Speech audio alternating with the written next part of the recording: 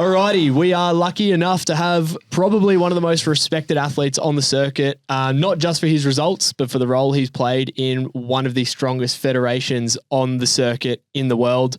He's a Commonwealth Games mixed relay gold medalist, an Olympic mixed relay bronze medalist. He has 16 world triathlon podiums and multiple wins across the international circuit to his name. Many fans will recognise him from the massive Olympic stint that he put in 2024 to help his teammate Alex Yee win, and also hitting it up in the long course scene, T100 podiums, and a massive win in his debut 70.3 Ironman Italy. It is Sam Dickinson. Yee-hoo! Welcome to the pod. Thanks for coming on. Thanks for having us, boys. Thank you. Man, we nailed that intro. Yeah, what a rap. We practiced that so many times as well. That's the most professional thing I've seen since I've been here. Yeah. Thanks, mate.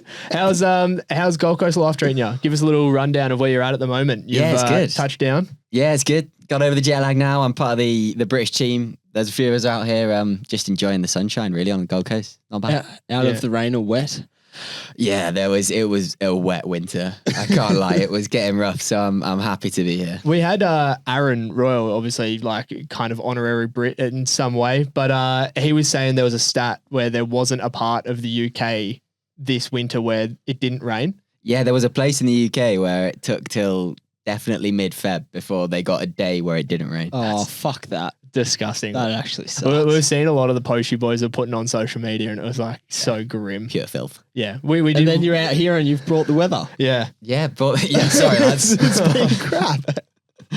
Well, I still managed to sunburn. I'm peeling as we speak. Oh no, that's tragic. No, you should be used to it now. You've had a couple of stints out here. Yeah, I feel like I just left. I was I was here back in the last year, but it's not. Yeah, it is nice to be back. yeah, That's good. nice. Very good. We'll dive straight into it, mate. There's obviously you've done quite a lot in your career, and I think you're very far off finishing a career. But you've been very successful, and I think one of the things, obviously, us being a short course sort of specialist podcast, for us, the pinnacle, the Olympic Games, your Olympic experience, Lleyton. Sorry, dude. that was father. The Olympic Games, it's the pinnacle of short course triathlon. You were there in 2024. Run us through it. What was that like? Like what the overall experience? Huge. Can you describe it? Yeah, it was. You know what? It was actually so much, Mate, bro. you're making us look so unprofessional right now. How do you Seriously. turn this on silent? You're embarrassing me. You're embarrassing the Sorry, nation. Sam. You've let My everyone dad won't down. leave me alone. You've let your family down. Anyway, The Olympics, how was it? that's it. Yeah, so Paris was amazing because of the fans. Generally, the Yeah. fans. So, like, not many people know this, but I was lucky enough to be the traveling reserve to Tokyo. So I did nice. a stint in Tokyo, and that was the COVID games. So we locked in our hotel rooms the whole time. We were out to the race course, then back in the hotel rooms, just stuck on turbos and treadmills. Like, not quite the Olympic experience that everyone was after, but the racing and the atmosphere, and Alex to come and deliver, and the guys and girls delivering the gold medal in the relay was kind of exceptional and nice to be a small part of. I wouldn't say small.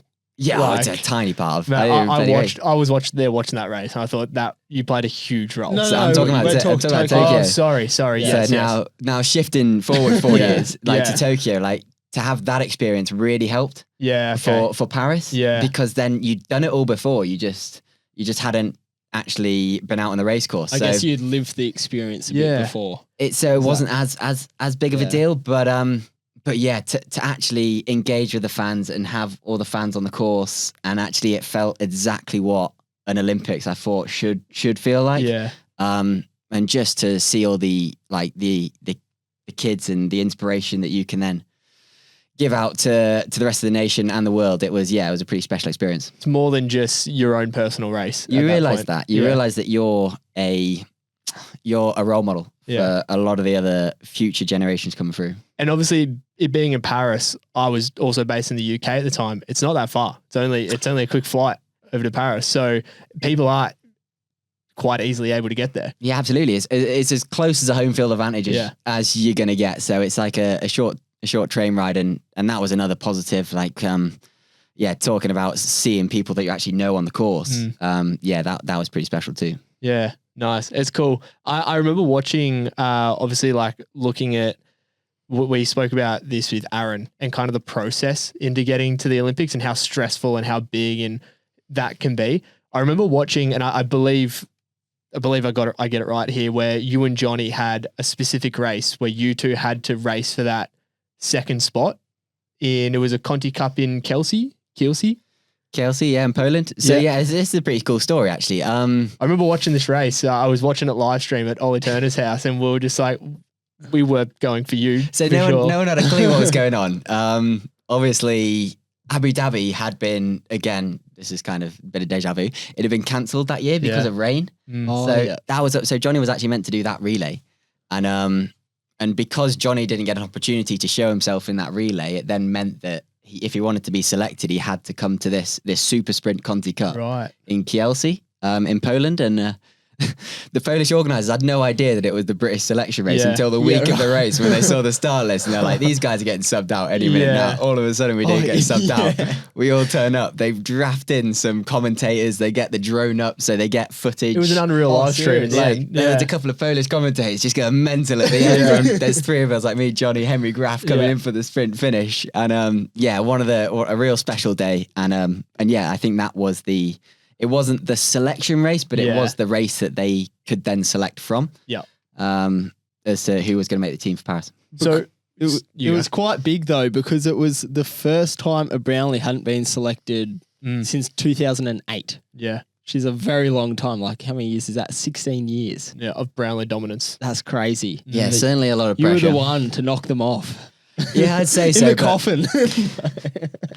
Yeah, and I heard that a few times, and I heard you try not to listen to the noise, but you do hear the noise, and I did fully understand that. Yeah, there was no Johnny in the team, and no one had a clue. Yeah, who I was, to be honest. But it is what it is, and it's mad. You grow up watching your heroes, and then all of a sudden you blink and you're bloody racing them for a place on the Olympics. So it was pretty special, and it's thanks to Anne and John that I'm in the sport as well. So what they've done, and they've paved the way to like, especially in Leeds, is huge. I guess it has to be a changing of the guard somewhere along the line, doesn't it? Like you can't just have, your greats racing the whole career, because then they turn into the villain somewhere, don't they?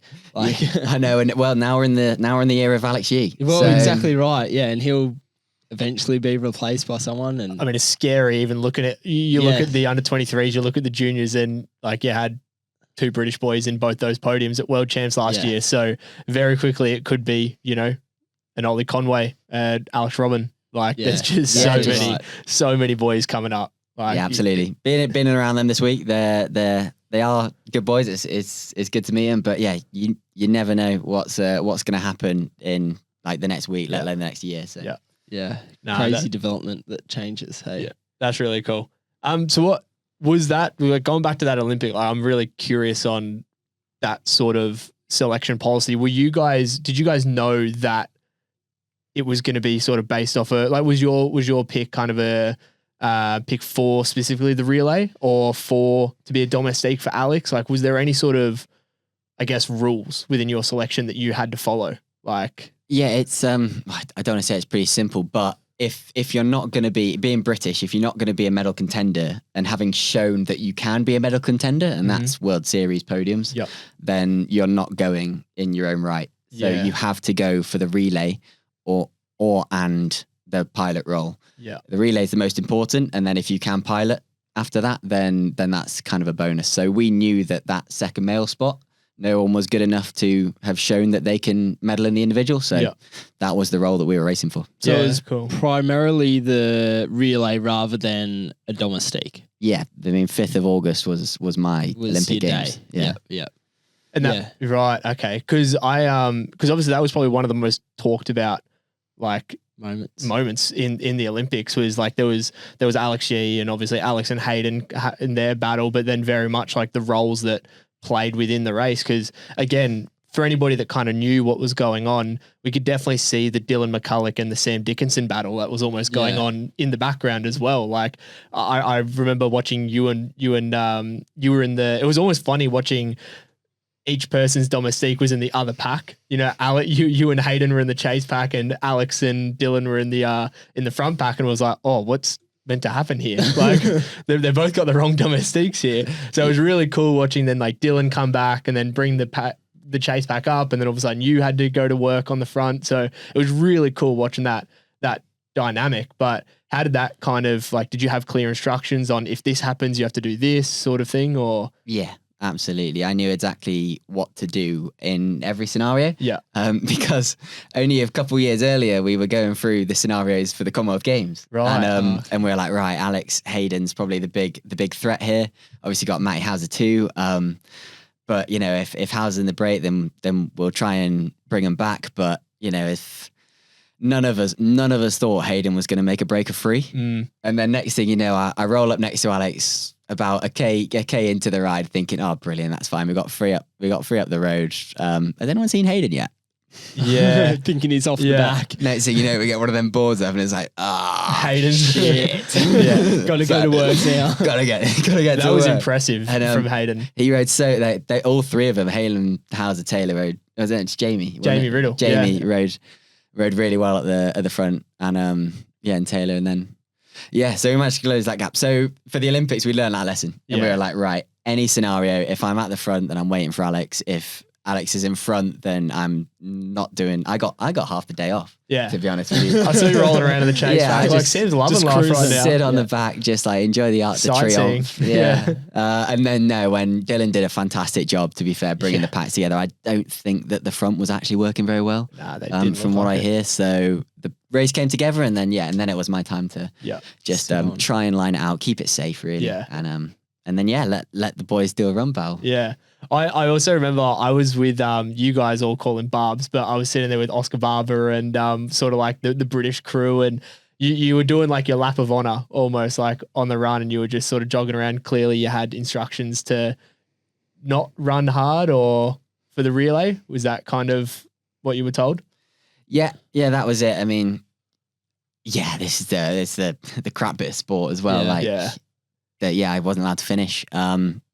Was that a set instruction? Because this is probably my biggest question. Oh, really? Was it a set instruction from like British Tri that no, you can't finish it?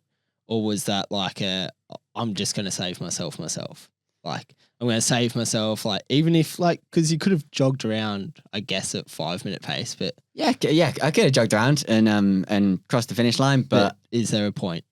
Maybe to cross the finish line at the Olympics is the point. Yeah, is that something that still kind of plays? It was the toughest day of my career, 100%. Wow. Like stepping off was the hardest thing you've ever had to do, to be honest.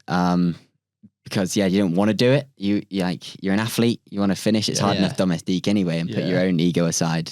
But it's just that is the game we play. And if I wanted a chance at having a shot at finishing the individual, then I've got to be better myself. So that's then the drive I take into the next one. But my job was go through transition fast and then get to the first corner as like a practice for the relay. Yeah. And then give Alex a bit of a send off. Yeah. Enjoy your last lap. Yeah. Wow. Try and see as many people as you can, and then just step off, get on the turbo, put a towel over my head, and watch the race. Rough. Yeah, man, that's so tough. Jeez, I didn't realize it was like sort of that. Obviously, like you said, any athlete, we're racers. We're there to race. We're there to see it through. It's not. Yeah. It's not a fun game sometimes, but you could do what you got to do, and like it was all for a good purpose, and like I get great people around me. So moving on to the relay. Exactly right. And I mean that's where it came to fruition for you. I guess that was your role, and that's where your Olympics, you said, started. Was the relay date was your Olympics. Yeah. I mean, I guess what you were selected for. And I mean, it worked out. Yeah, not to toot your own horn too much, but you nailed your two roles. Exactly right. I think it's probably the best domestic campaign / a job to do and executed at the Olympics. I think if you don't know what could have happened before or after, but I think it turned out pretty good, like an Olympic bronze medal. Yeah. It's something you can't ever take away. Yeah, exactly. Like you said, the next Olympics, like that's kind of where you're heading to. We'll just get the Olympic stuff out of the way first. You've had your stint in long course, coming back now, all eyes on LA. Yeah, we'll see. We'll see. We're in a lucky position being a professional athlete right now in triathlon. Yeah. Like it's kind of unprecedented. You've got pulls from loads of different directions, but also you've got a load of funding coming in from different directions too. So it's a great time to be a professional athlete. So really just finding my way through what the best sort of distances are for myself and also where the best places are to earn some money and actually make a career out of. Because you got to make triathlon. like you got to obviously, like, I wouldn't say like we do the sport for money, but you know it helps. Yeah. It helps. It's a job. You've got a couple of pulls. Like, obviously you've got that little kid who's like, wow, like I've been to Olympics, which is something that many people don't do who are good enough to do, and to win a medal at the Olympics is something that even fewer people do. So like huge boxes ticked, and there's always that little bit inside you that wants to change that bloody colour. Yeah. Do you know what I mean? Yeah. Like, oh God, it's good, but it's but the gold one would taste better. 100%. And we wouldn't be athletes, you know, we wouldn't be where we are now if we didn't have that mindset and that drive. So yeah, that's certainly on my radar. But I've been so lucky to be invited into the T100 series and for PTO to put their race series forward like they have done and really change the game of long course triathlon too. And they forced Ironman to throw a bunch of money into the sport as well. And so yeah, just to you're dipping in and out of everything at the moment. Just got to experience, find out what you're best at, and find out what wakes you up in the morning. Yeah, cool. Yeah. So like you've just mentioned it, long course, T100, you definitely sort of shifted into that sort of, I guess, area of racing. Was that always the goal after Olympics stepped that way? Because you stepped into it and you just went, I think everybody knew you were going to do well at it. And like we said, your first 70.3, you got to win. Like you just dominated. So it's an itch that needed scratching, you know? Yeah. It's one of them that as a short course athlete, you're like, oh, I wonder if. And to be fair, like I was lucky that I managed to take to it quite well. But there's also athletes that haven't, because it is a completely different sport and it's challenging in other ways. So yeah, no, I did certainly enjoy it and would like to keep pushing and see how good I can actually get in that space. Because I certainly think with where my training's at the moment, being kind of low volume and trying to dodge injuries like the plague, you know, I reckon there's a bit more in the tank too. What do you think was the biggest challenge stepping from short course racing to long? TT bike, I think. Just getting used to a position or riding at power in position or there's technical? A couple, I think. Definitely riding the length of time at power in position is something that we don't train very, very much in on a road bike. But also the nutrition, and especially in hot races, you can wing a sprint distance. You can maybe just about wing an Olympic if you're lucky. But as soon as it goes over 2 hours, like when you're racing between 3 and 4 hours, it's you really have to nail your nutrition in it. I learned loads actually from coming away from the short course into the long course. I found out how much sodium I actually needed, why I was really bad in the heat a lot, because I'm a little pasty ginger. I'm not great in the heat. But I did all these tests and I found out, wow, bloody hell, I really need to focus on this more if I want to be more successful. Yeah, or your sodium sweat rate testing stuff. It's so cool how that's becoming like such a big thing. And I think it's something that long course guys, they're clearly pushing. Like they're like yourself, they're seeing how important it is. And like, short course guys definitely try as best as we can, but you're right, we can kind of wing it a little bit more. What sort of like so you were doing like the sodium testing, were you doing that with anybody in particular? So I had we had sort of like field sweat tests. So like the flow biosensor was one that I'd have on my arm, which is a really good sensor for practicality and use, and you can actually see how your sodium. So I did a big stint here last year in Australia, and then we went to Dubai and then Qatar. And over the course of those 3 months, you could see your sodium concentration in your sweat dropping and your sweat rate increasing. Right. So over that, you can track that stuff. And that's so cool. But the funny thing with sodium is that it's genetic. So your sodium sweat testing is genetic to you, to me. It's all different. But through heat training, you can drop it slowly. And that's obviously what's happened with you.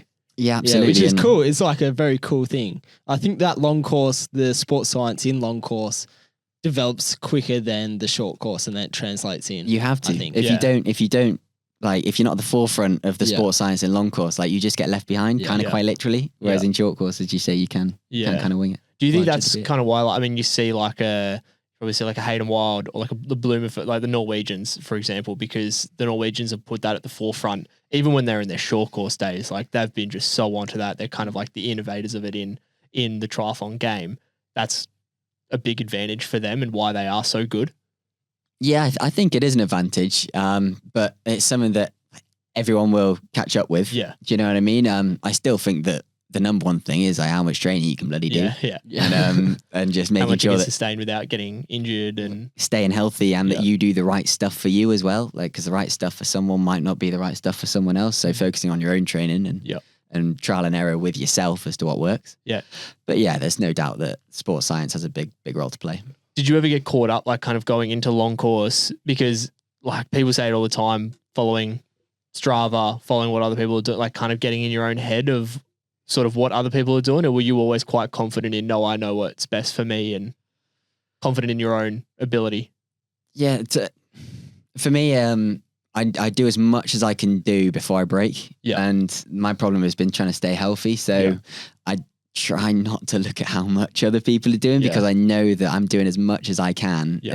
And I see it as like a 5-year project. And like, I want to get to there at the end of 5 years. So I need to, but I can't jump straight there. Yeah. So like at the moment I've just done 2 years of it, and I've been healthy for 2 years. And then, I'm looking to push again. So I try and stay off Strava, but I also do think it's useful to know what everyone's doing so that you don't get left behind as well. Yeah. Yeah. Cool. Yeah. I guess it's not following trends, but slowly over time you could see like different trends in training, you know, like you'd always just say the way that people do things differently, you know, get ideas, I guess. It's always good to have knowledge, but knowledge is only useful if you know what to do with it. Yeah, that's true. I was about to say rewording it almost from like following trends to following like, you know, you're trying to gain knowledge from what other people are doing. Yeah, exactly. Also, you said T100, they picked you up.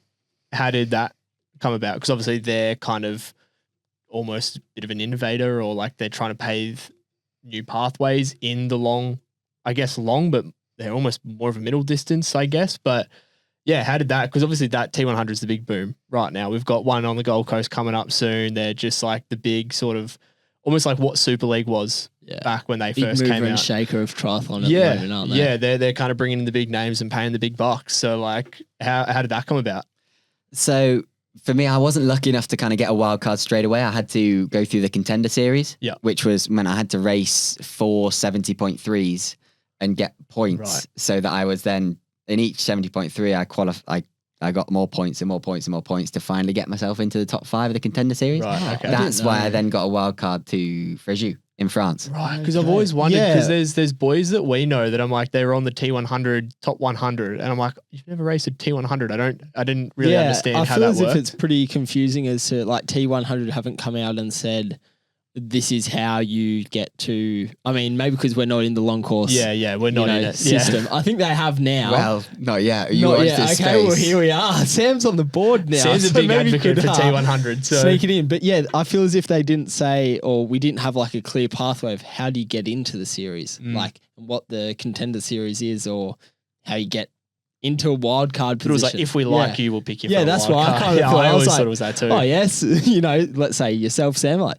Olympic medalist, you know, some good 70.3 results, blah, blah, blah. Yeah, we'll bring him in, kind of thing. So I think at the moment, something that draws people's eyes, that's what I would. There is a bit of that. At the moment, for the 2026 season, they've obviously got, so they'll get the top 10 from last year. They'll get them all back as in automatic qualifiers. And then the next 5 roll down on the contender series or the 200 points series. And then they'll save 5 for invites. So for wildcards. So for example, if Matty Hauser wanted to do one, like you'd absolutely want Matty Hauser in your race. You know, so I think that's a positive that they do want to keep those 5 wildcards, but then the pushback on that is, it's just who you know gets a start. So I think focusing on making sure that there's a clear pathway to get into, like the World Series. You get into a World Series race. If you race enough World Cups race, then get into the top 80 or 70 in the world. So I think it's evolving, and it will come more that way in the future. But yeah, for now it is what it is, and I had to go through 70.3s, and then when I got my chance, managed to take it and stay in the series. Yeah, nice. So you're signed you're in the top 10? Yeah, I'm in the top 10. Yeah. So you're contracted for this year. So they're not doing contracts this Not year. contracted, They dropped but you're contracts. racing. You've got to start on every single race. But yeah, because my points are all right, I'm not going to drop that quick. Okay. And because I only started racing T100 in August, September. Yep. So I won't hopefully lose a load of points. So it's still Fine. the same point series, like points based, like World Triathlon, where you lose points and gain points. Yeah, after a year, yeah. Okay. Yeah, it's confusing. It's like, what's the attraction for you to sort of stay? Obviously, like we said, you're a big advocate for T100, and like I think for us again, obviously it's new to us. It's not the World Series. It's not short course. It's almost like a bit of a, I don't know. They're clearly here to not purposely ruffle feathers, but you know they want to make their mark, and they're definitely doing that.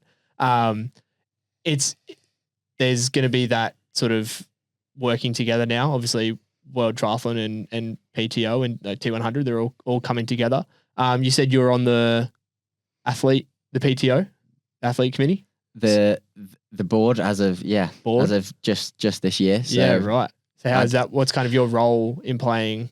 just to help guide. I mean, we haven't had a meeting yet, so Yeah. I can't say anything. But yeah, like with any board, it's just guiding like athlete views and making sure that the athletes' views are put to the forefront of the decision making at the highest level, and that's I think what the PTO does really well. Managed to. Yeah, I was just about to say, I feel like just the outside looking in, that does sort of seem to be what they do very well. I think Value the athlete input. Yeah, for sure. Athlete, I mean, they look after the athletes at the races. If you go to a race briefing for T100, mate, you'll be like, wow, what is this? Yeah. This is crazy. It's so detailed. They've got pictures of where the aid stations are actually going to be on the course. Like anything that you want to know, they work really closely with the athletes, and they get feedback after every race. So if anything didn't work, then they'll change it for the next race. I'm just big curious. Thing that didn't work. Yeah. So if it's so detailed, I'm just curious if how does Dubai happen? Yeah, I mean, obviously this is a topic that was just like this blew it up last year. It blew up last year, and there was a couple races last year that kind of like, you know, little things go wrong. But like you just said they're very detailed. How come certain people, I'm not going to say names because I've said names, I've named and shamed enough, certain people went the wrong way? Or in your mind, did people, who was in the wrong in Dubai? Athletes, or was it the organisers? Which bit are you talking about? Going Both. the wrong way. The bike or the run? Both, bike and run. yeah. Oh, so the bike. The bike just miscounted laps. So that's athlete. no one fault. went the wrong way. That was just Hayden at the front. Yeah. Obviously didn't count 8 laps, counted 9. Right. But I mean, if anything, I think he was probably the one who was like least tired. Yeah. So everyone, like me especially, I was buzzing to get into T2. He was all right if it was. I think he was good. He was like, he'll go again. But yeah, and then I got there and there was no bikes there. So that's a World Triathlon rule, is the athletes have to count the laps. Exactly. Yeah. Which is fair enough. That was a rule, but when you actually get into it, like you're racing over an hour 45, an hour 40 of the bike leg, trying to count to 8 and hold your power, and all of this happening when they've got us on these technical circuits. I think they've now, obviously, I say they adapt so fast. Even on the women's race, they then had someone there with a lap counter, making sure that they all went right. So they do act really fast. Yeah. Okay. The next race in Qatar, we had a massive lap board with your name, number of laps to go. Wow. Yeah, that's pretty on. And cool. someone else standing there just in case that glitched out. Because the problem on the run was that there was a glitch across the whole site. So the radios went down. So that's why the lap board then glitched from 7 to 8 laps. Okay. And that's why like some people came into the finish because the lap board told them to. Other people stayed out because they know they'd done 7. So did the 8 laps. Right. So that's why, like, obviously Morgan then didn't cross the line first. Mika did. Yeah. So that was that problem. That was like such a shit. It was so funny to watch, but I still had no idea like what was going on. Yeah, the ins and outs of how it all real unfortunate. No one did anything wrong. Like there was just a glitch across the thing, and and then some people went in, some people didn't. Like if the lap board tells you to go in, you're going to go in, or you're going to overrule it because you know that you've done. What was the athlete perception after that? So like you finished the race. What was going on? Were all the athletes like? Is there a bit of arguing, or was there a bit of kind of pissed off? I mean, First of all, I was just, I remember crossing the line being really disappointed because you train bloody hard. Like you put a lot of work into it. And like one of these races is quite tough to do as well. So when you finish and like just the thought that a result might not happen, Yeah. you know, like is really disappointing and quite a tough pill to swallow. Then you get into the actually like, what can we do? How can we salvage this situation? And to be honest, like taking the times from lap 7 was the next best alternative. Yeah. Like because we got a point in the road when we could rank the athletes all the way down. I think there was only one athlete who hadn't crossed the 7th line. I don't think they really minded. They were okay with that. So okay. I was kind of glad that at least we could find a result. Yeah. And I don't think anyone was actually too disappointed with that result because no one really missed out or could have really gained. The other bigger problem was on the bike and the 3 athletes who did an extra bike lap. Yeah. But unfortunately you can't really do anything about that. That happened and there wasn't a fair result that could be.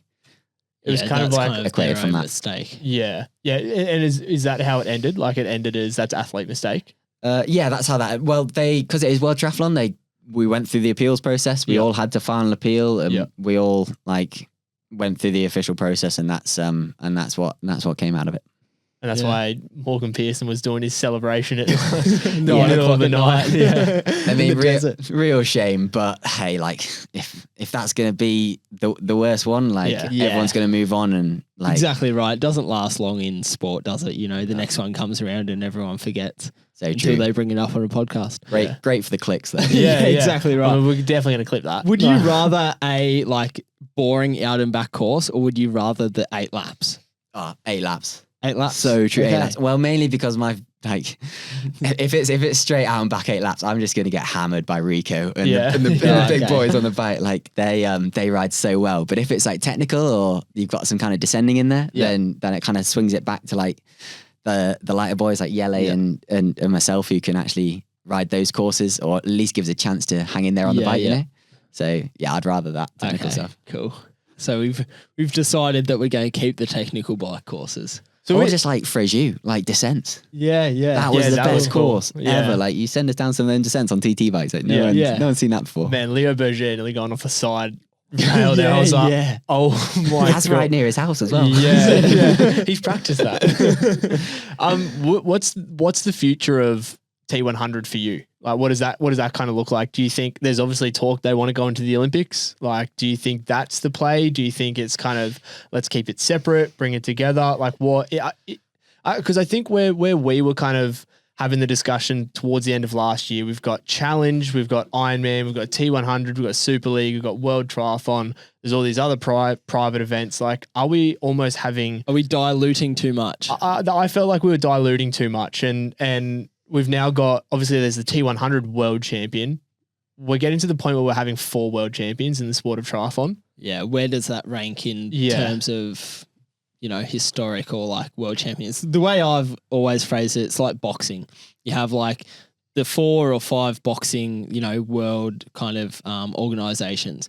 Then there's always a world champion that's seen as lesser. Yeah. Which is like, I mean, that's just boxing, but you don't want that in triathlon. You want like, that's the world champion and they're the bona fide, you know, number 1. Where do you see that? Yeah, so I'm pretty streamlined, to be fair, with like what the PTO are trying to do. And you are right. You ask anyone off the street what's triathlon, and they might say, "Oh, I think like I had a friend who did an Ironman. Like, is that triathlon?" Or "Oh, I watched triathlon at the Olympics. Is it that?" Or I mean, not maybe like maybe it's only someone's at a Super League, but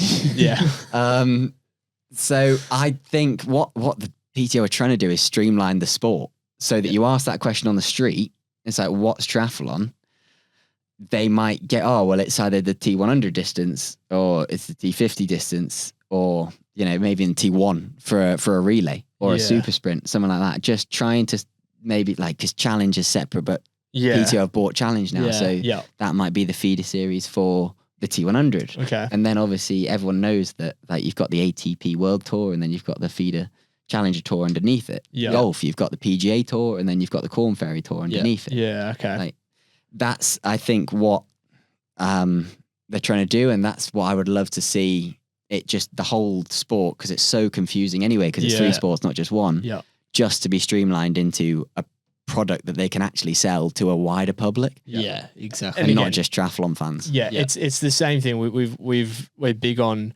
I feel like triathlon's in a really, really good spot right now. It's popular again. Like I mean, UK Brits always they always love triathlon, but like especially here we're seeing it's just growing and growing. Everyone kind of got into marathons. They started running first, and now triathlon's the new cool thing. So it's like, how can we capitalize on the position we're in right now to just grow the sport and not just grow the sport for the next, sort of 5 years while it's a good trend, but, hold those sort of fans for the long term. But then putting the pros on like more of a pedestal compared to like, because you can grow the sport in a age group sense, which is massive already. Then growing it for the pros is a different story, which I guess T100 is trying to do now. Yeah. Which is cool. Yeah, absolutely. And we'll see where it goes. But yeah, it is an exciting time to be in there. And like you just gotta try and get on board. There's a lot of people who don't like change just naturally. Yeah. I was just about to say, I think it's just because I don't like change. Yeah. But if it works, it works. And if it grows the sport for the athletes, then yeah, I mean, hopefully everyone gets paid more at the end of the day and the sport gets bigger, and then you can actually then sell it to actually big companies, not just triathlon companies. Do you think T100 will be in the Olympics or should be in the Olympics? Because I think that was a bit of a conversation last year, wasn't it? Like, either going shorter and shorter or adding along.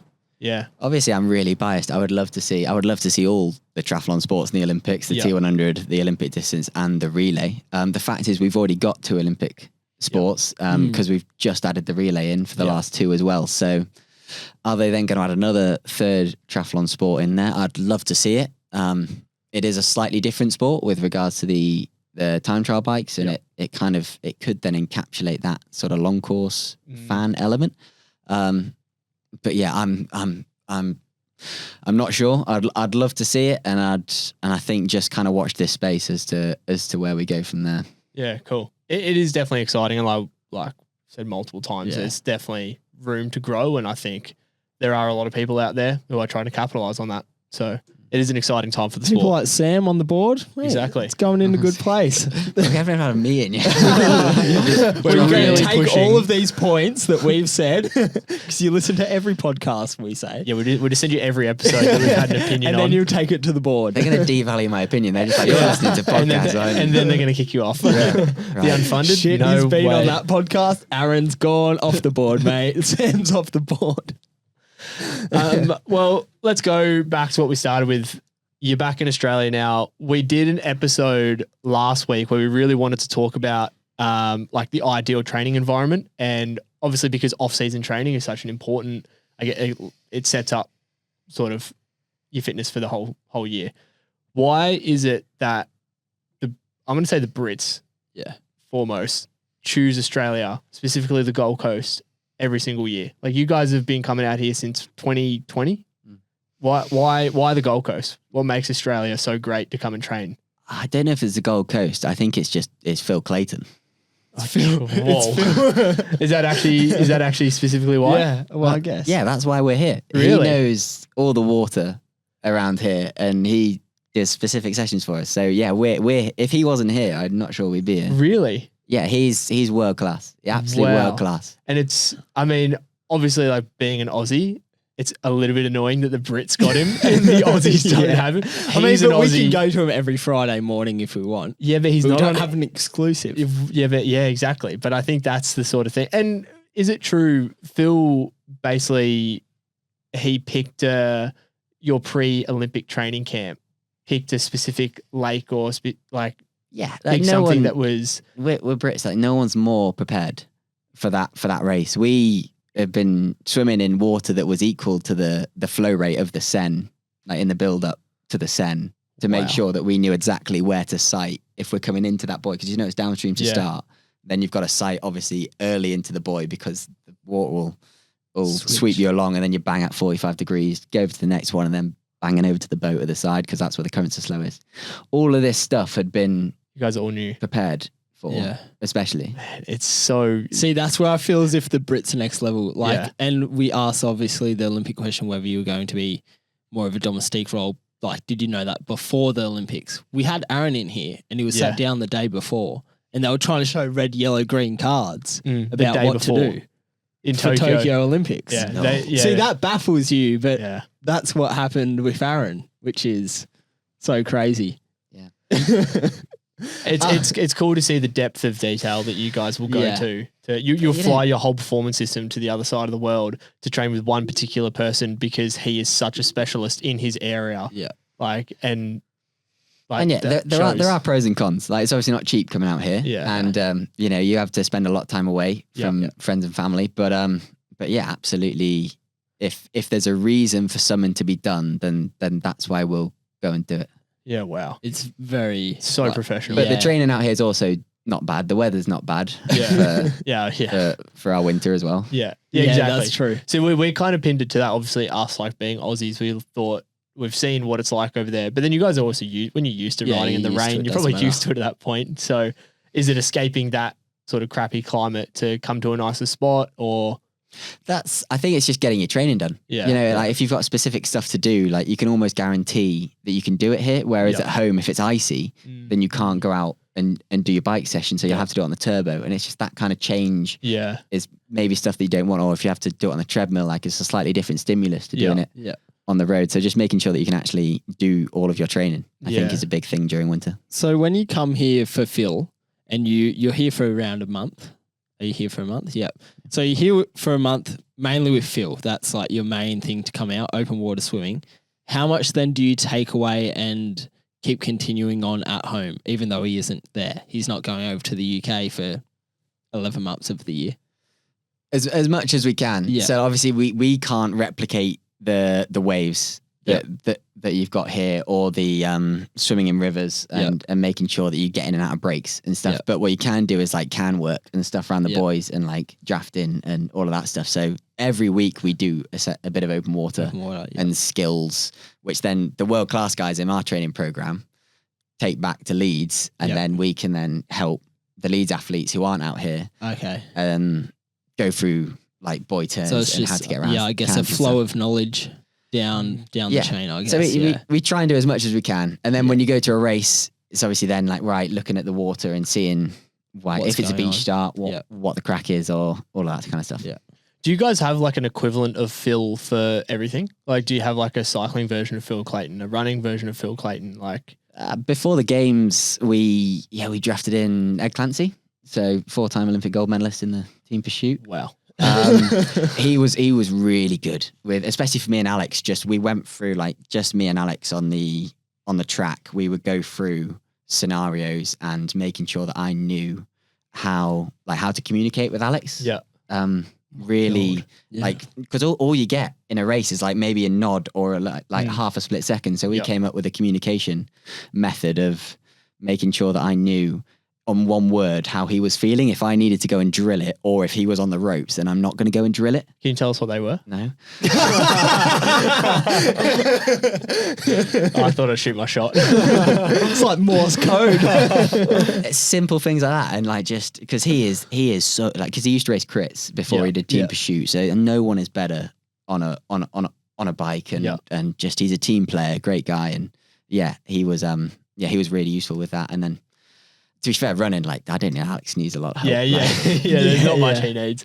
Wow. That is, and watching Alex as well on, like, he's just had his YouTube series come out, and he also seems like someone that is so, like, goes through everything with a fine tooth comb. Like, everything's got to be perfect. Everything's got to be, almost a bit, I think a lot of athletes are like that, a little bit OCD, like meticulous with their setup. So you can see he's already like that. So to have these other professionals in their way come in and help with that, it's so cool to sort of see that setup. I mean, we like you said, Aaron came and sat down and organised it the day before. Yeah, exactly. Which is so.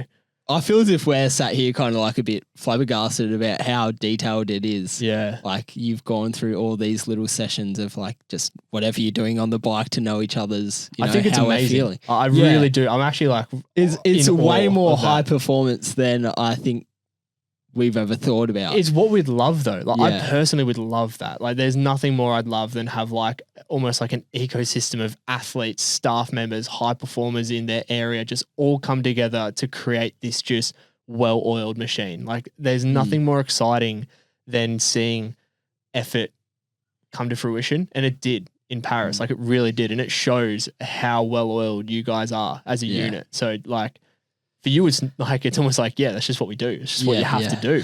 But luckily probably enough, don't being a realise, product of the system. Yeah. Luckily enough, like that is what we got brought up on kind of day one. Yeah. So yeah, we kind of then take that forward to everything else we do from then on. Is that level of excellence really? it's so cool. It really is amazing. Like that's awesome. Yeah. To sort of see people actually are. But I mean, if you want to be the best in the world, and if Well, you want exactly right. Yeah. It's not even about being the best, but it's just being prepared to win. to be, yeah, You know, even if you're not the best that day, like Alex had a really bad day, but he still somehow won. yeah, Like, is Yeah. it because He's like, more prepared. he got 6 seconds off the bike out of Hayden in TT2 yeah, because he was at the front of the pace line I was drilling, Or and just Hayden was even further like back. the swim Yeah. where he's in the front pack. Yeah, Yeah. it's the tiny thing. Like, I say, if Dylan dropped back like a couple laps sooner, I was actually thinking that like like when little I was tiny watching things. Like, he obviously didn't have a brief. Yeah, Like, he was like, well, if you can help Hayden, help Hayden. But yeah, like, if that was me, like, I'm parking the bus out of T1, yeah, making sure I'm clipped and ready to go. As soon as I see Alex's little noggin, I'm yeah, off. yeah. Wow. And obviously, you Yeah. guys would have spoken about that scenario Yeah. leading in. Yeah. Wow. Okay. God, that's so cool. The Brits. It's I really hope I was listening to this, just taking notes. I mean, not trying to. No, but now you've got none. We've got. I know Well, exactly. yeah, No, exactly right. And I honestly think we can see it within. And same with Daniel, like coming out of the German system, like what the Germans have got right now. Like, man, I think it was Jan Frodeno that put a comment on some high performance posts back then. He was like, the problems that Austria are having right now are the same problems that the German team were having in 2016. They just had no one. Yeah. We look at them now, and there's a German on every World Cup podium. Like they're everywhere. They're on every Conti podium, and give it a couple more years leading into LA, they might be on every World Series podium. Like you just don't know. Well, the women are pretty so dominant, so Yeah. dominant. So I mean, they're the Olympic relay gold medalists. So Yeah. like they're already doing pretty well. But yeah, hopefully we can sort of see those sort of translations. I've already seen it in your translations come squad since like, because we were here before Christmas, and now coming back, it's just great. Like, your numbers have grown. Yeah. Like, that's a great start. Yeah. Seeing how like much of a squad you now feel rather than a bunch of individuals. Like, I was huge. thinking that driving back from running this morning. Yeah. And I was like, when we were getting you on, I was like, when I went over to Wales and trained with the squad, and I was also looking at like the Welsh, Instagram today. Yeah. I was like, it felt like a squad which was kind of foreign, like a weird kind of foreign thing to happen. And then we just I just bounced in for like a month. But we've had so many people just bounce in, and I feel as if they've got now that same kind of memory of, our little squad now. Yeah. Of like, they're all kind of together. They all do it together. Yeah. Yeah, like a good squad. We're all friends striving for excellence, essentially. Like we all have the same goal of what we want to pursue in the sport. And yeah, it's pretty cool to see. Hopefully it one day turns out to be like probably the best system in the world, the British tri system. But yeah. We'll have the Unfunded Centre, just like the Brownlee Centre in Yeah, Leeds. yeah. coming up soon. The little fraction off. Yeah. I know you got to go soon. We kind of asked before, like, what's next? Like, is it kind of like, are you going to continue? You just want to sort of figure out your avenue. I've got a little hypothetical in sort of like the Olympic. This is sort of, say, 2 years time from now? You're all in for the Olympics. Hypothetically, Alex Yee gets back to his, Alex Yee ways, and he's just going for another gold. Who is going to be your Johnny Brownlee that you've got to try bump off for the team? Like, you've hung around with sort of these younger athletes coming up now. Who do you think is going to be like really pushing for that second spot for the British team in a couple of years? To be fair, there's a few of them. Yeah. And the thing is, in this sport, like 2 years is a bloody long It's a time. yeah. Like really long time. We like, saw what it did for Vince in the Tokyo. Yeah. Almost that extra sure. year what took him from being the best in the world. Probably to- would have won it. Exactly. Then he got so unlucky. But yeah. who knows? Like you've just had the world champs in Wollongong, and as you say, we got two other lads on the under 20. Well, one on the under 23 podium. Yeah. One on the junior podium. Yeah. And then there's a couple of the boys who didn't have good days. Yeah. Who like also were meant to be up there as well. Yeah. And on any other day probably would have been. Yeah. We saw what Michael Garr did in the relay in Hamburg. Like, And then also his 2 World Cups. yeah, 2 World Cups. Like we trained a Yeah. lot with him, and he's an incredible talent. Too, And they're just the young lads. Like you just wait. Yeah. Like I don't think we've seen the best of Conor Bentley. I was just about to say Yeah. Connor Bentley either. as well. I mean, if Willis keeps doing what he's doing, Yeah. like the guy is, one race away from having a breakthrough. Yeah. Like I a saw breakthrough Willis the race. other day, and oh my god, he's looking so lean. Like that guy's looking so ready. He's running a lot. Yeah, right. Yeah. I saw him, I was like, I don't want to see how fast you can run right now. Nah, he's again like that's what I mean. Like I see stuff that this kid does in training, and I'm like, wow, how like at any point it's gonna piece it together on race day. Yeah, and it's bang. gonna happen. Like, and when it does, I will not be surprised. Yeah. Like he says it all the time, but I'm like, mate, if you come out with a worldie, then yeah, like I'll be the least surprised person. Yeah. So yeah, any one of them. Yeah. Like, any one of them, and that's like they're all part of the system. Yeah. Even big Hugo Milner. Like, Yeah. Yeah. some True. guy is probably one of the best runners as well we've got, and if he can piece together like staying in the front pack, Yeah. like he'll be dangerous at the front of races. Yeah.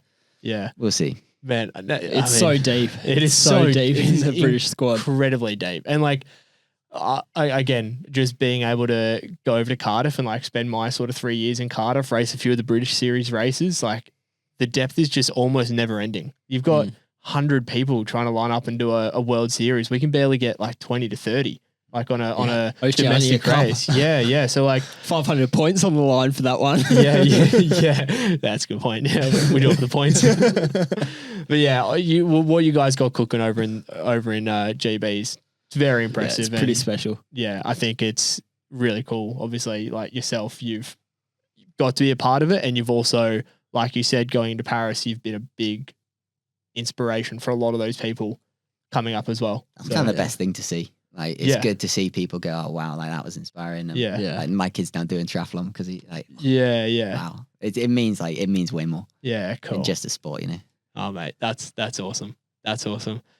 Anything Thanks. more? Nah, I don't think I have much more. No, that was honestly awesome. That Yeah, was a really, that was really deep. cool episode. Yeah. Thanks for coming on. We appreciate it. No Yeah. worries. Thanks for having me. Wish you the very best for all your T100s, your World Series, making you come back into short course. We can't wait. We're big fans, and we'll be definitely watching. Be watching. I appreciate it, boys. Thanks so much. Cheers. That's Thanks for it. coming on. Thanks, mate. Okay. Well, thank you, Sam. That was very good. That was Lleyton. That was Lleyton, by the way, that made that whatever noise that was. So we're adding it in. I was too scared. So now we got to do it. That's But yeah, all right. honestly, what a great interview. But yeah, Like that was meant to be. it was such an insight into, either British triathlon and then also his own racing and experience in triathlon. Like I thought it was Yeah, I don't know about you, one but of the like best. the two things that I took out of it was one, the in-depth, and I said it at the end, but like the in-depth nature of how they do not, like the British triathlon do not leave a stone left unturned. Yeah, Like exactly. the fact that the first thing he said was, no, like it's Phil Clayton. Yeah. He literally come out Well, here like, for Phil Clayton. We knew that they came out here for their open water camps. Yeah. And we knew it was for Phil, but then it was like Just how him. just him. Yeah. That That is it. was pretty insane. And then also, Their little bike talk, Yeah. Morse code. yeah, I was spewing, he wouldn't let me in on I it. And it was so straight to the point. Yeah, No. That's our thing. Oh, okay. Yeah, we'll be riding crit like next week, and Alex is on the wheel, and we'll be like, Yeah. I'm just gonna start saying words at him. just whispering. Yeah, in I'm his just gonna ear. say words, and if I've cracked it, he'll be scared. Yeah, But yeah, and also like the impact that an Olympic Games has on an athlete, Yeah. and like how Hard it tough is. that was for him to step off that course. Yeah. Like you've always wanted to know that. I think you said Yeah. you always wanted to know, but to actually see how much, I think we can all go, oh, that would have been hard, but yeah, how actually hard it was. almost hearing the pain in his voice on Yeah. it's still Even the now, hardest thing. Even now, Yeah, that was tough. Yeah, great interview. Great bloke. Thanks, Great Sam. person. Love you. Oi. I feel as if there was love needed in that podcast. That was a pure panic. Love you there. It's like, see you, mum. Love you. Bye. Yeah. Or calling your teacher mum. One of those moments. That was one of those moments right there. Oh, Okay. Sam, well, Lleyton loves you. But this weekend, first World Cup. Yep, first Of the World year. Cup of the season in Lanzarote. And it's going ahead. We have racing going ahead. Yeah, I know. A real, and yes, it is the first. This is always going to be our first one, but yes, following Lanzarote, unfortunately, we announced it on the other day. Abu Dhabi has been at the moment postponed. Yeah, it's not. They've not cancelled it. At the moment, it's postponed. There's whispers of it, or I don't know if it's confirmed. It being after the World Champs. Yeah, I don't know if I'm a big fan of that. I don't know if I'm a big fan of it either. I think World Champs. I think is the just end. scrap it. I know Yeah. they've put more money into it and whatnot, but I feel as if it's hard to rearrange a season when there's already you have 10 10 World Series races. Yep. 9 is still pretty good. great. Unfortunate with the events happening in the world. Yep. Blah blah blah. Yeah, we Yeah, don't want I to don't get know. we don't want to get too political. We're yeah. obviously not going to dive into what's happening. Or You all why it's- know. Yeah, everybody knows it's a shame, and at the end of the day, holding a triathlon is Yeah, small. It's very small. Yeah, it's not the be all and end all of the yeah, world, is it's it? very small in the grand scheme of things that's happening. So they made the right decision. Just I think personally, just cancel the event. Yep. Don't put it after. You complicate things. We've still got a great schedule. Exactly, and roll Yeah. on. Yep. Let's just move on. Let's move Exactly. on. But we move on. Lanzarote World Cup, the first one of the season. And a stacked one. It is a good field. And I think we'll see off the back of that, we don't want to keep going back, that the World Cups will be pretty stacked all year now. Yeah. I think. I've also heard a bit of goss that the one in, I think I'm pronouncing it right, Haiku. Haoku, the Chinese one. That is basically an honorary World Series race. Yeah. I So- think it's stacked. I haven't looked at the start list, but what we're hearing. From rumours, it's going to there's a couple big British names, and Alex Yee, Yep. Jack Willis are on the wait list now. On the wait list. Well, I mean, because they've Which is obviously crazy. already Yeah, announced yeah. it. But yes, it is. It's going to be a really good one. That's going to be a really cool one to look into. But even this Lanzarote. one this weekend. Yep, it looks like a good course. So we're going to this is what we want to do a bit more this year, is the course previews. And we want to get better at it too. Yeah. And I've actually looked at the course profile on the course map. Great start. So the swim, it's an ocean swim with a beach start. Yep. You know, pretty stock standard. I'm sure it's going to be nice. It's in Lanzarote. I think there might be, Lanzarote is known for wind. Yeah. I'm pretty sure. So it could be pretty windy and a little bit choppy, but I'm guessing European beaches, most of them are fairly flat. Yeah, I don't see any swell No. being there. Yeah, you're not going to get massive shore dumps. or anything. Lanzarote is also a very big Triathlon community. triathlon Yeah. camp. Like Yeah. a lot of people go there. Age groupers go there for triathlon camp. Yeah. So it's definitely a place that's gonna. I mean, Yeah, it should it's have a good vibe. in Spain. Yeah. Spain love their triathlon. Triathlon. So it'll be big. And then it's a 200 meter run to transition. I think that's also pretty like a big thing. Yeah. 200 meters is a fair way. It says 200 meters. It looks a bit further. Right. So whether or not that will break anything up. That also that's obviously a key thing, plays in the advantage of like your runners. Your runners, exactly right. Your ones that might just be a little bit off Yeah. that front group, pack. trace pack, whatever pack that they need to be Yeah. in. Yeah, that's So that's a definitely big. going to play. I think that's a big key there in this race. And it's a 3-lap bike course, so it's only a sprint distance, but they have it looks about a 1K climb, and it peaks at about 14%. So it's a good Wow. pinch. I think maybe an average of 10%, not for the whole K, Yeah. but around 700 odd meters. So it's a fairly punchy hill in the middle of every single lap. So they go up that hill, and it's a big loop. So it's a looped course, not an outback. So yeah, that looks good. So it's uphill for half of the ride, downhill for half of the ride. And I think that could break up. I'm just looking at the start The list ride a now. little bit. There's definitely people that are going to take advantage of that. Like in the women, we saw you got Sophie Evans now. She's come back, and a Georgia Taylor Brown. Obviously, those two phenomenal Yeah, swim bike bikers. riders. So like they're definitely two that will take advantage of that. And then you even look like we've got a Mitch Kolkman. Mitch Kolkman is pretty renowned for being such a strong swim biker. So he can swim well and then use that bike leg to his advantage. Like there's definitely a lot of guys that are going to make the most of that really tough ride. And then the run, it's 2 laps, 2.5K loops, and then loops again. And it's a slight undulation up. So slight uphill for 1.5K or 1.25, then slight down. Because Lanzarote is known to be like pretty hilly, I think. Yeah. So it's a bit of undulation on the run. That hill on the bike could split it up.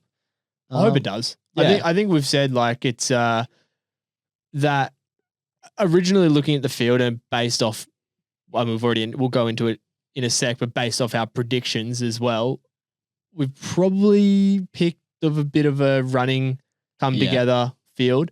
But you know, I hope I'm wrong sometimes. Yeah. Like, so, and this is probably an instance where I do hope I'm wrong. And I'd love to see, I think Dorian Koenigs is always going to be there. Igor Dupuis, that French athlete, he is a phenomenal swimmer. I will not be surprised. I back him to lead out of the water. And then when you've got a Mitch Kolkman there, Ewan De Nigro, also a very good cyclist. I always get his name wrong. Grigorli Kiss. The Hungarian athlete, great swimmer as well. Yep. So, and Ben Dykstra, I picked him in my top 3, but just some really, really strong athletes across the board here. So it could go either way. It could go either way. And there's a shit ton of good runners. I think the women is also one that, like, we've got a stack of good Germans. Yep. You've got a lot of the British girls coming back into it. Very solid British team, yeah.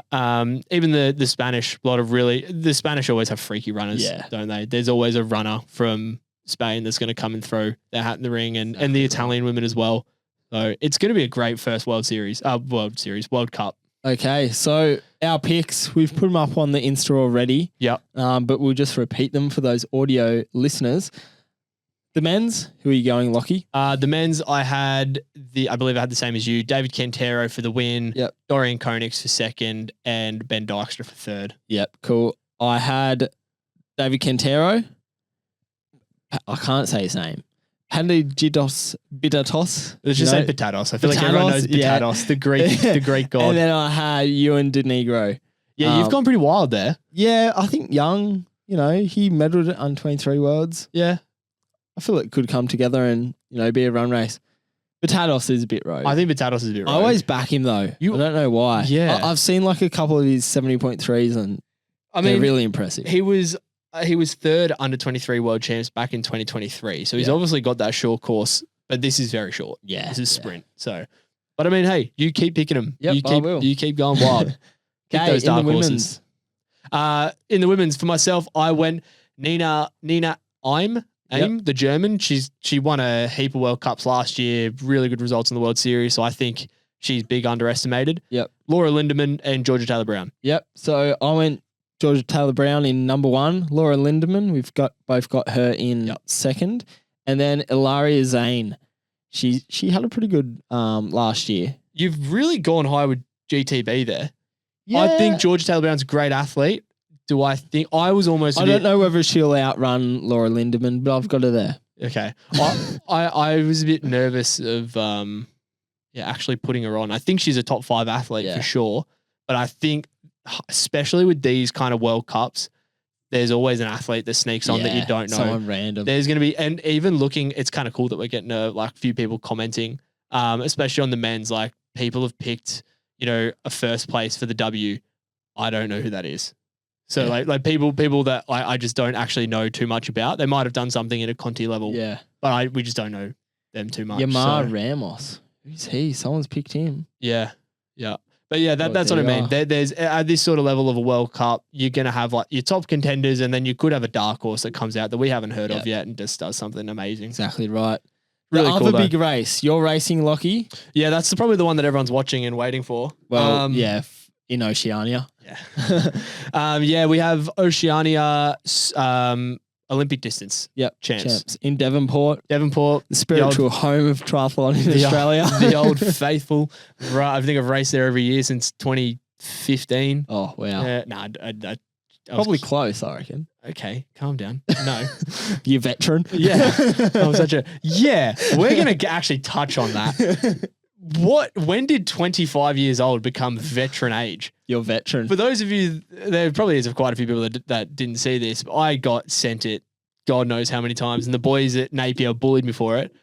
I got called a veteran on the Oztry Instagram. On like their blurb, their news blurb. Yeah. So like we do a news blurb after every race, especially if it's like a domestic one. And yeah, first words, and veteran Lachlan Jones. Veteran, wow. You're looking old or something. I understand I'm a little bit weathered. I got a little bit of some leathery skin going on. Put that collagen on your skin. Yeah, I haven't been taking Yeah. my collagen. I'll have to get some collagen peptides into me or something. But come on, when did 25 start becoming veteran age? Yeah, it's not even like 99. I'm still I'm in the 2000. 2000s. Yeah. Like I'm a 2000 baby. I might just be, but I'm a 2000 baby. Been around the block, Lockie. You've done it all. I've been around the block. Okay. Not quite at all. I've not done it all, but I mean, if this is all, then it's quite disappointing. That's all you're going to If this is all I've got, then the podcast is definitely going to step it up a notch because this is shocking. But yeah, Devonport, Oceania, Olympic distance champs, bit of a stacked field, especially in the men's. Yep. We've got basically all the boys showing up except your Matty Hauser. Matty Hauser's obviously past this and point. myself, Sorry. Shit. Everybody but Lleyton and Hauser. Because obviously Lleyton and Hauser are both too far ahead of the rest of us and they don't need to show up. It's too easy, guys. But yeah, it's going to be cool. Like, can't really remember the last sort of champs like this where, you had Luke, it is very Cal, good field. Sco Boys, Mercer, Toby, everyone. Yeah. Everyone. So Brando. reigning champ. Yeah. And then a heap of the Kiwis coming over as well. Exactly. So, no, it is a good field. The women's is pretty good as well. It looks very similar to last week. Yeah. Or 2 weeks ago. Yeah. Does it? I think so. I don't think so. Well, I'm saying it is. Okay. No, Sorry. I think that's only for elite women. Oh, actually. okay. Yeah. Not that many. But no, it'll be good. Devonport's always a tough course. Beach, swim, hilly bike, and then a fast flat run. And the Para Series is also on at the same time. They're on the Friday, aren't they? Yes. Well, I Para believe so, Series. yeah. And we've obviously lucky enough to have Aaron Royal still training with us, and he'll be competing with Sam Harding. Yep. In the do you know what division they're in?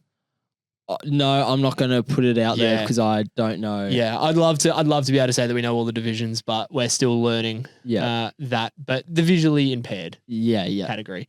But yeah, we've got lots of athletes racing, so that'll be exciting, and that's all on Triathlon Live. Yep, for the see it Paras. all. Yeah, we'll be able to watch it all. They're on the Friday, I believe. So while we're sort of recovering, tapering, doing everything for our race, we'll be having kicking off the weekend with the Paras. Yeah, the Aussies will be setting a good standard for us. But that's it. No, we can't wait. We'll probably recap that more next week. Yeah. With a bit of a race review. More of an idea. Yeah, and Lanzarote. And then we're straight into a lot of racing. I've looked at the calendar. We've basically got, obviously, unfortunately, Abu Dhabi not being on anymore. That puts a little bit of a dampener, but we've got like we said, the Haiku World Cup the week after. And then it's only about a month until we've basically got a race every weekend. Oceania Sprint Champs, World Series Samarkand, Chengdu, Yokohama. Like it's just week in, week out. Then. It's all happening. So we've got a full calendar, which is really exciting. Sounds good. Alrighty, guys. Well, once again, thank you very much. Thank you very much. Thank you very much for listening to the Unfunded podcast. I'm your host, Lachlan Jones, joined with me by good friend Lleyton Wall. That's it. We love doing this. We love being in your ears, and we will continue to do so until we can't. Until we can't, I guess. Until we can't be bothered. Alrighty, guys. Have a great weekend, and we'll see you next week. Cheers. Bye.